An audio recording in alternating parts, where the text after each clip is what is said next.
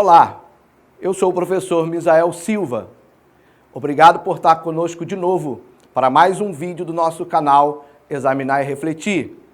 Não se esqueça, se inscreva no nosso canal, ative o sininho para que você receba futuras notificações de novos vídeos.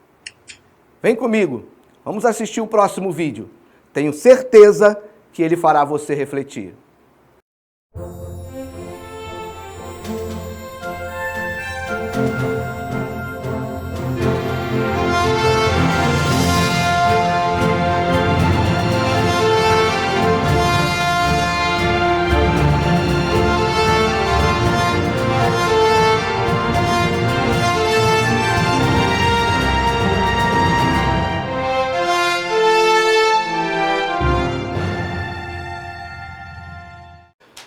Olá, eu sou o professor Misael Silva e para mim é uma grande satisfação estarmos aqui em mais um vídeo, em mais uma reflexão do nosso canal Examinar e Refletir. Já estamos na nossa 8ª reflexão. Se você não assistiu às nossas reflexões anteriores, procure lá no nosso canal, se inscreva, ative o sininho para você ser notificado das nossas publicações. É muito importante que você saiba que nós estamos sempre postando os vídeos todas as terças, quintas e sábados a partir das 19 horas. Mas mesmo que você não possa nesse horário, em qualquer horário, você estando inscrito no nosso canal, você vai poder acessar e assistir aos nossos vídeos. Além do nosso canal, nós temos o nosso site, examinarerefletir.com.br, estamos no Facebook, estamos no Instagram e você pode estar acompanhando aí o nosso projeto. Na verdade, o Examinar e Refletir, como eu já expliquei em vídeos anteriores, ele na verdade é a primeira etapa de um projeto de curto e longo prazo. O nosso objetivo não é simplesmente fazer uma análise crítica, falar mal disso ou daquilo outro. Nós queremos fazer do Examinar e Refletir uma proposta de preparação para uma segunda etapa, com maior consistência, com maior proposição, com maior construção, de uma nova mentalidade, uma nova geração que venha andar na contramão de um sistema que está aí e que a gente se preocupa com certos caminhos, com certos frutos, com certos resultados que têm sido dados. Deus tem me permitido nascer no lar evangélico, como também já contei, hoje tenho 51 anos, já vivi muitas coisas, já acompanhei muitos processos de transformações e tenho sempre estudado a igreja, os discursos, a filosofia, a prática que a igreja tem tido nos últimos anos. Então, o que nós estamos fazendo é fruto de muita observação, de muito estudo ao longo do tempo, sem contar a nossa preparação no campo intelectual, na área educacional, na área de gestão, na área de ensino, algo que veio sendo formado na minha vida e que hoje estou colocando a serviço do reino de Deus. Bem, vamos agora para mais uma reflexão, a nossa reflexão de número 8. Na nossa reflexão número 7, você pode ver lá que nós questionamos, refletimos se a igreja evangélica prega, de fato, com ênfase o evangelho de Cristo. Hoje, a questão é, a igreja evangélica cumpre em que medida o projeto de Cristo para a sua igreja? Porque, assim, a gente fez uma distinção entre igreja, com I minúsculo, igreja com letra maiúscula, igreja com letra minúscula, aquela instituição eclesiástica que se propõe a representar a igreja de Cristo na terra. Mas propor-se a representar a igreja de Cristo na terra não é uma vontade que nasce de mim, na hora que eu acordo, levanto, vou fazer uma igreja. Vou chamá-la de igreja evangélica, vou botar o nome de Jesus e vou propagar aí o evangelho de Cristo. Não é simples assim. Existe toda uma fundamentação. Jesus Cristo disse que sobre esta pedra edificarei a minha igreja. Então a igreja de Cristo está fundamentada em algo, esse algo é Cristo. E quando nós falamos sobre as 5 peneiras, né, do nosso exame e refletir, do nosso exame e reflexão, a primeira peneira é Jesus Cristo. Então, não é assim, vamos abrir igreja, vamos lançar, vamos fazer modismos, vamos criar alternativas, atrações para trazer as pessoas para a igreja. Hoje em dia já está se falando até em marketing para as igrejas, né? Então, pera lá, vamos com calma. A igreja tem um dono, chama-se Jesus Cristo. A igreja tem um projeto, foi estabelecido por Cristo. E em que medida esse projeto, de fato, está sendo cumprido hoje pela igreja chamada evangélica. Vamos lá. Primeira pergunta, qual o projeto de Cristo para a igreja? Bem, o projeto de Cristo para a igreja começa quando Jesus, ao se despedir dos seus discípulos, preparar para a sua volta ao Pai, ele deixa duas missões básicas. A primeira é ir de pregar o meu evangelho, e a segunda é ir a todas as nações, fazendo discípulos, ensinando-os a guardar tudo aquilo que eu tenho vos mandado. Então, a missão da igreja está calcada na pregação do Evangelho de Cristo, e a gente falou sobre pregação do Evangelho de Cristo no outro vídeo, que tem a ver, com algo novo, trazido em Cristo, revelado em Cristo. Então não pode falar do Velho Testamento? Não, não foi isso que eu falei. Pode-se trazer coisas do Velho Testamento. O Velho Testamento, ele tem funções importantes para a nossa vida hoje, referências importantes para o nosso lado socioemocional, nada contra isso. Mas Evangelho de Cristo é aquilo que veio a se tornar claro, revelado através da pessoa de Jesus Cristo. É isso que a igreja precisa propagar. Não está proibido de trazer outros aspectos do plano de Deus para a humanidade. Mas o foco, a essência, precisa ser o Evangelho de Cristo. Então, pregar o Evangelho de Cristo. Segundo, ensinar, fazer discípulos. Mas ensinar o quê? A guardar tudo aquilo que eu tenho vos mandado. Qual a coisa principal que Jesus nos mandou?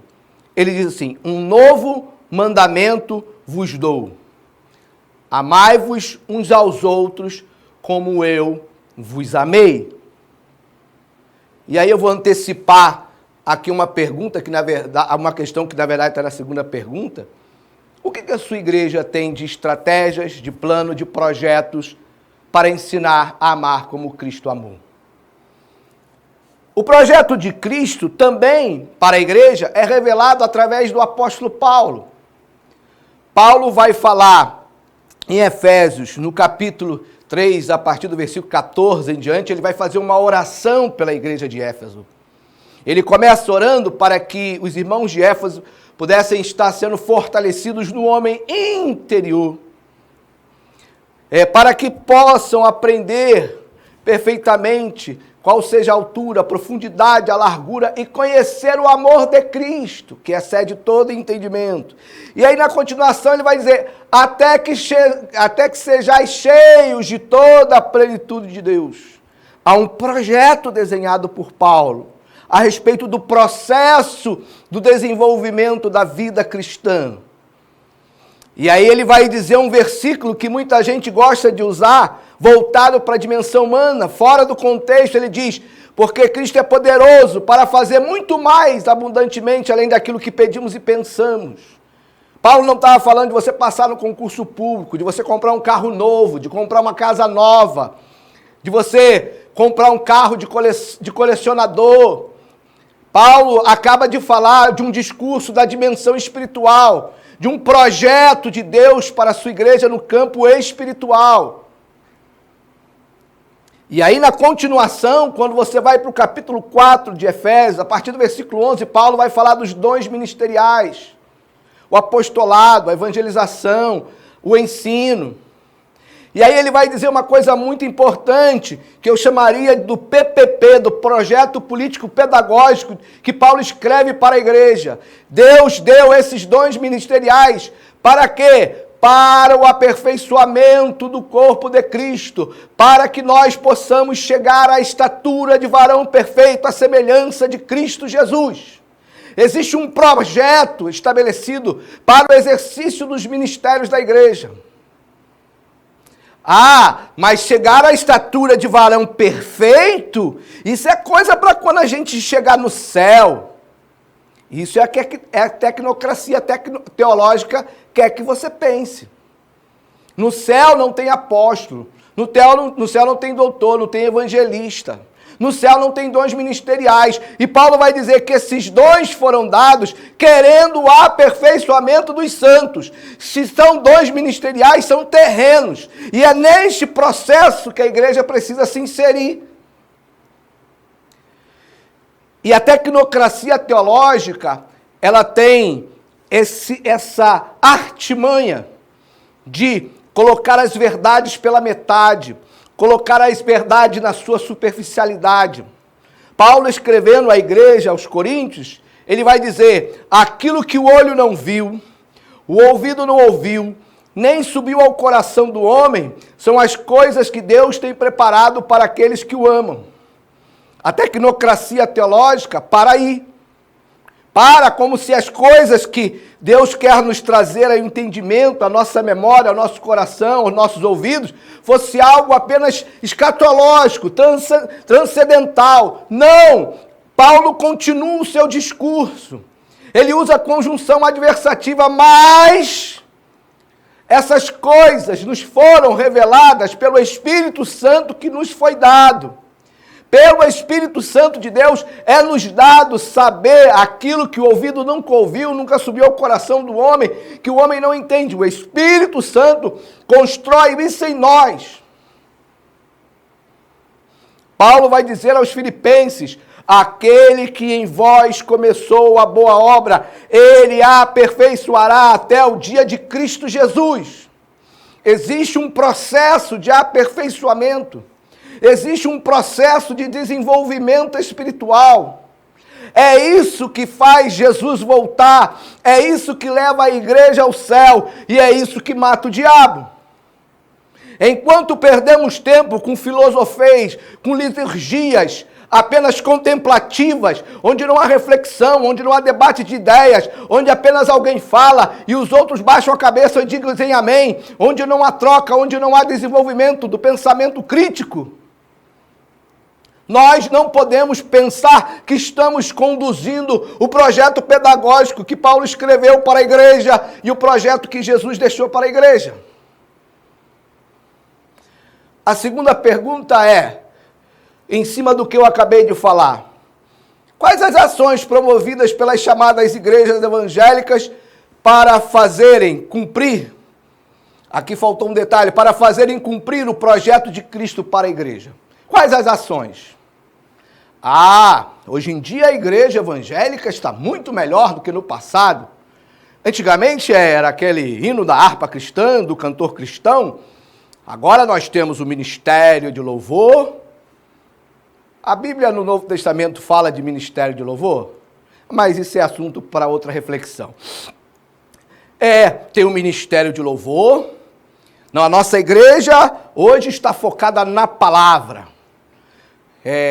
Nós temos o culto da vitória, nós temos o culto da libertação, nós temos o culto disso, nós temos o culto daquilo.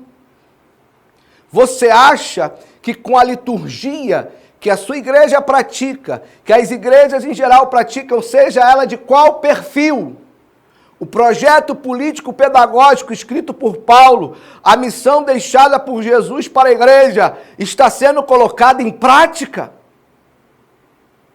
Você acha que com 40 minutos de palavra, dada muitas vezes para 200, 300, 500, 1.000, 2.000 pessoas, ao mesmo tempo, sem um processo de diálogo, sem um processo de reflexão, sem o que Paulo diz: confessai as vossas culpas uns aos outros, levai as cargas uns dos outros, onde cada um vive a sua individualidade, cada um ao terminar do culto vai cada um para a sua casa, e não há comunhão, e não há compartilhamento.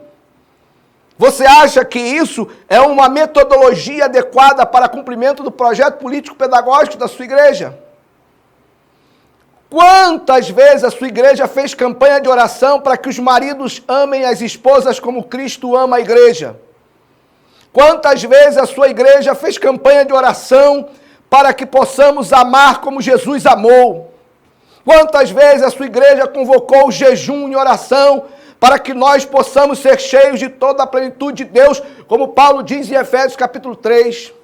Quando foi a última vez que a sua igreja fez uma campanha, uma estratégia com um projeto educacional para desenvolvimento do caráter de Cristo, tendo como meta ser semelhante a Jesus.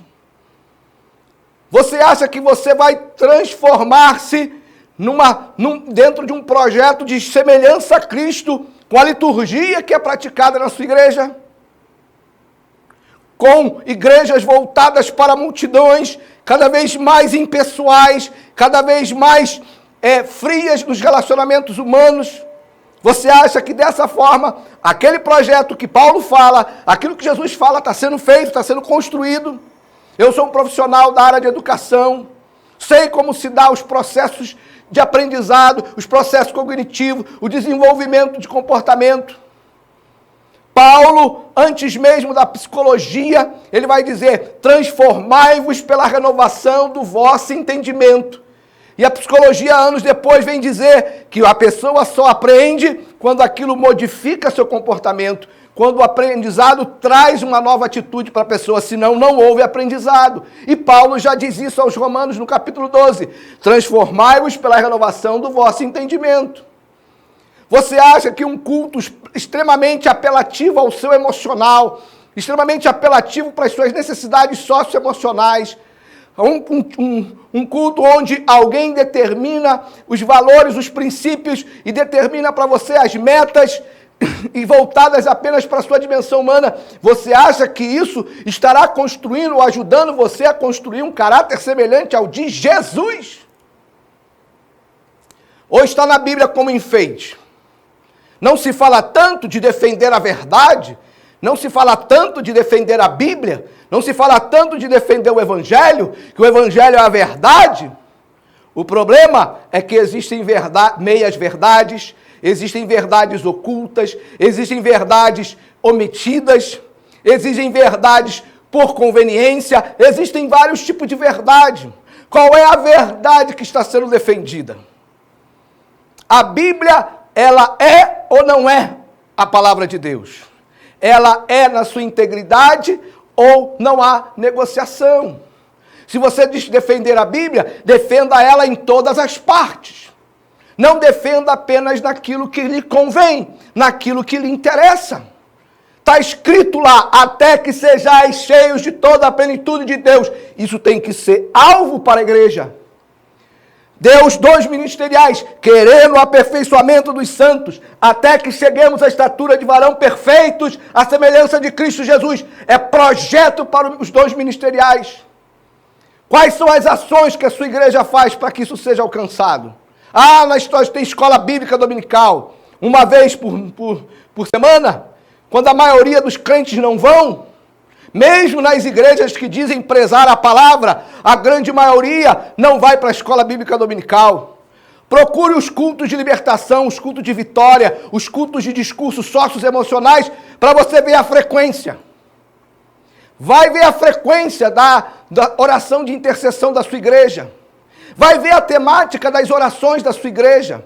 Vai ver as temáticas das campanhas da sua igreja. Vai ver as proposições de jejuns da sua igreja. Quais são os alvos da sua igreja? Quais são as metas da sua igreja? Quais são os projetos que a sua igreja tem para estabelecer Cristo na sua vida? Para estabelecer Cristo na vida das pessoas? Cristo. Nós não estamos falando de uma caricatura. Nós não estamos falando de um modelo calcado em figuras que se tornaram ícones mais importantes do que a figura de Jesus, que dizem representar Cristo, mas não agem como Cristo agiria. Dizem representar Cristo, mas não julgam como Cristo julgaria. Dizem representar Cristo, mas não se expressam como Cristo se expressaria. Dizem representar Cristo, mas não se colocam no lugar dos outros como Cristo se colocaria. Quais são as ações promovidas pelas chamadas igrejas evangélicas para fazerem cumprir o projeto de Cristo para a igreja? Quais são as ações? Não importa o perfil dela, se ela é tradicional, se ela é histórica, se ela é pentecostal, se ela é neopentecostal. Para todas elas eu pergunto: quais são as ações pedagógicas, os projetos de ensino, os projetos de fundamentação da palavra que são feitas para que se promova o projeto de Cristo para a igreja? Ou você acha que você, com as liturgias, com as programações que são realizadas na igreja, você acha que você vai tornar alguém parecido com Jesus? Ainda mais quando a ênfase está no socioemocional das pessoas. E aí, quando a igreja cria essa vertente, qualquer colocação que se faz, as pessoas sempre trazem para o contexto socioemocional. E aí, nós vemos pessoas que se dizem cristãs se tornando arrogantes, soberbas, mais juízes do que Cristo foi na terra, porque ele diz, não vim para julgar, não vim para ser servido, eu vim para servir. Se estivessem no lugar dos apóstolos junto com Jesus, na cidade onde eles não foram recebidos, iam querer também pedir fogo do céu sobre a cidade. Pessoas que nomeiam os seus contrários de maneira absurda, num linguajar que não é o linguajar de um cristão. Mas exemplificam uma conduta que acaba sendo reproduzida pelas pessoas.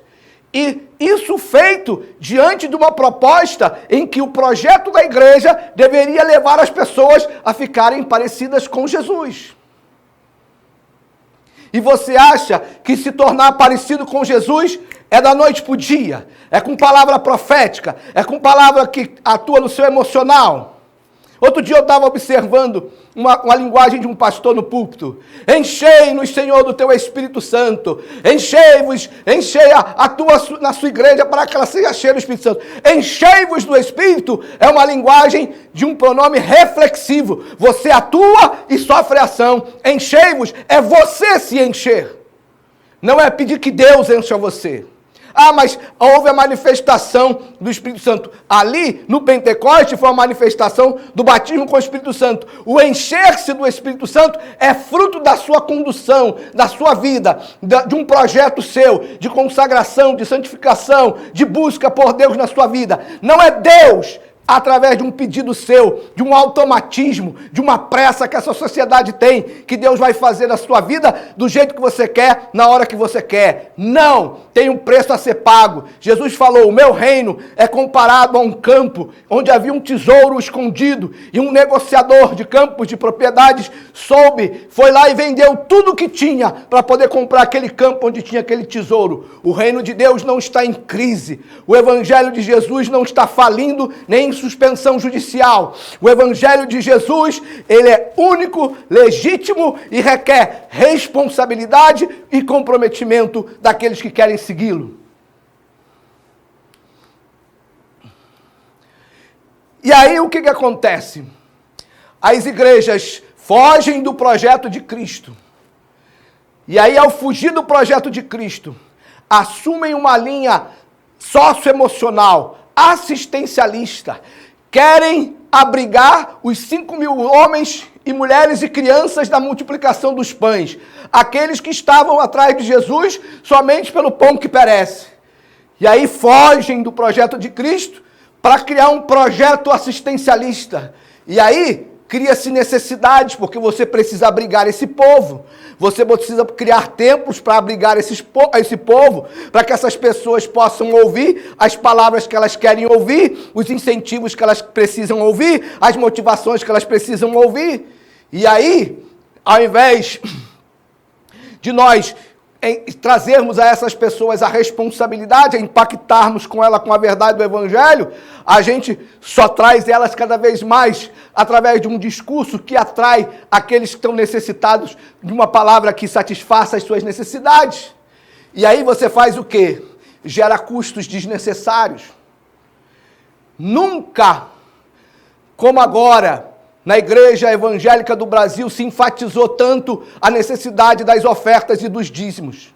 Não que as ofertas e os dízimos não possam ser oferecidos na igreja. A igreja não recebe ajuda nenhuma do governo, é verdade. A igreja só subsiste com aqueles que fazem parte dela e ajudam na sua sobrevivência. Mas a pergunta é, foge-se do projeto de Cristo, cria-se necessidades e geram-se custos desnecessários. Se a igreja, de fato, praticasse o projeto de Cristo para a igreja, será que precisaria gerar tantas demandas, criar tantas necessidades, gerar tantos custos, a ponto de, além de ofertas e dízimos, fazerem campanhas milionárias para poder cada vez mais abrir igrejas que não cumprem o projeto de Cristo? Abre-se igrejas, que de novo têm trazido essas igrejas. Alguns ministérios querem abrir igreja em tudo quanto é lugar do Brasil. O que essas igrejas estão levando de novidade para essas pessoas em outros lugares? Isso é um projeto de igreja ou é um projeto de poder, do ego de alguém carente de poder? Você não está... O que você está levando de diferente? Hoje em dia tem o culto da palavra. Na minha época tinha o culto de adestramento, olha o nome. O culto de doutrina era a mesma coisa, só tinha outro nome. Eu passei a minha infância inteira, a minha adolescência aos pés do meu pai, ministrando a palavra para a igreja todas as sextas-feiras, no que se chamava culto de doutrina. O meu pai dava 1 hora de palavra para as pessoas. Isso há anos atrás. Mas hoje em dia, não, é o culto da palavra, o culto da mensagem, o culto disso. É a mesma coisa, só mudou de nome. O que tem de mais, o que tem de diferenciado? Só porque você tem um louvor mais ensaiado, mais preparado. A escola dominical sempre foi escola dominical. Tem classe de criança? Também tem. Eu trabalhei com evangelização de criança. O que tem de novo nessa sua proposta para você querer invadir o terreno das outras pessoas e tirar membros de outras igrejas? O que você está oferecendo a mais para essas pessoas de acordo com Cristo e o projeto de Cristo para o seu evangelho? O que você está apresentando a mais de diferente? Agora tem culto da vitória. Aí, montão de igreja abre culto da vitória. O que isso está acrescentando ao projeto pedagógico de Jesus para a igreja? Além de alimentar a carência da busca de Cristo pelo lado socioemocional. O culto da vitória promove o crescimento da igreja para alcançar Cristo na glória. Mata o diabo. O discurso que está lá é um discurso do Evangelho de Jesus. Aquilo que está sendo pregado, Jesus precisava morrer na cruz para que aquilo fosse pregado. Tem que fazer a campanha durante tanto tempo. Se interromper a campanha, tem que começar de novo. Porque Deus vai pedir conta da pessoa porque ela interrompeu. Se morrer alguém da família dela, se ela tiver um acidente, ela tem que começar tudo de novo. Porque Deus não aceita a outra parte que ela fez. Que critério é esse? Onde é que está na Bíblia esse critério de consagração a Deus? De busca a Deus? A Bíblia diz, buscai primeiro o reino de Deus e a sua justiça, e todas essas coisas vos serão acrescentadas. As pessoas fazem campanhas pelo acréscimo e não pelo reino de Deus nas suas vidas. Mas quem é que incentiva isso? Quem estabeleceu esse modelo? Foram as igrejas atuais. Os pastores e muitas igrejinhas surgem copiando esse modelo, achando que esse é o modelo da modernidade atual, diferenciado. O que tem de diferenciado nisso? À luz da Bíblia, o que isso impacta no projeto de Deus para a igreja? Qual o resultado, o fruto disso? A Bíblia diz, pelos seus frutos o conhecereis. Os projetos das igrejas evangélicas atuais traz Jesus de volta? Leva a igreja para o céu e mata o diabo? O projeto da igreja evangélica atual, ao diminuir a figura de Cristo, ao diminuir a essência do evangelho, ao diminuir o projeto de Deus para a igreja, um projeto que leve as pessoas a um desenvolvimento da sua vida espiritual, a um crescimento, a alcançar a imagem de Cristo e se capacitar e qualificar para um dia morar no céu e transcender a dimensão plena espiritual. Se essa igreja está fazendo isso, deixando de lado, ela reflete o agir do Espírito Santo ou do Espírito do Anticristo? Fica aí a reflexão para você. É algo muito sério que nós acabamos de falar. Espero que você possa fazer aquilo que é o propósito do nosso canal. Examine o que foi dito aqui agora. Você não é obrigado a concordar comigo. Eu estou provocando em você uma reflexão, um pensamento, que você pare para analisar o modus operandi da sua igreja, o modus operandi da sua vida cristã, aquilo que está acontecendo ao nosso redor hoje. Pare para pensar, reflita se é isso mesmo que Jesus projetou. O que não é por nós é contra nós. Quem conosco não ajunta, espalha. Inscreva-se no nosso canal, ative o sininho para você ser notificado de novos vídeos. Deixe aí o seu like. Deus abençoe a sua vida e a sua família e seu processo de exame e reflexão. Muito obrigado.